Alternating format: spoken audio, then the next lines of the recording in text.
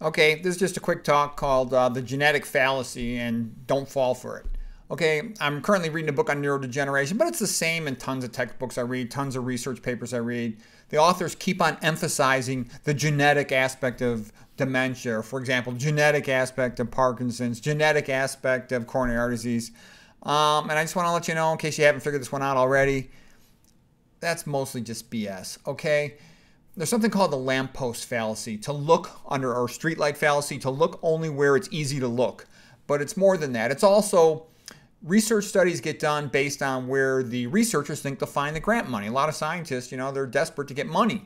And because of that, they're not seeking to really understand the disease or figure out the truth of the disease or really help the patient. They're just trying to figure out, how can we get grant money? If we study the genetic aspect of the disease, we can get money.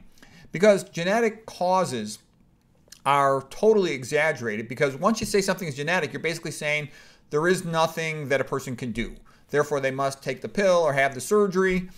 And what I can just tell you from, I've been a doctor over 30 years, is hardly anything is genetic. Yeah, there's a couple rare genetic diseases. It is true that people are variable and some have slightly increased susceptibility to common disease, but those are usually quite minor. For example, if they got the ApoE4 genetic variant, they have a slightly increased risk of Alzheimer's, but it's a much, much bigger risk if they eat a high-fat diet, if they smoke cigarettes, drink alcohol. Okay, so what I'm trying to say is there are variations of people being more vulnerable slightly to atherosclerosis, for example, but if they eat the right diet, they're going to be fine anyways.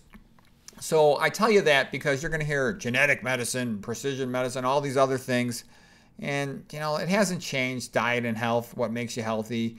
And all that genetic stuff is super rare. And even, it used to be people thought, oh, family history is so important for cancer. Well, most of the reason why more than one person in the same family will get a certain type of cancer is usually because they shared the same risk factors. They both ate a high-fat, high-sodium diet, or smoked cigarettes, or worked at the same factory, or something like that. So that's the point of this lecture. Hardly any disease is genetic, or the genetic variations, they're present, but they're minor contributions. There's plenty of exceptions to what I just said, but in general, that is true.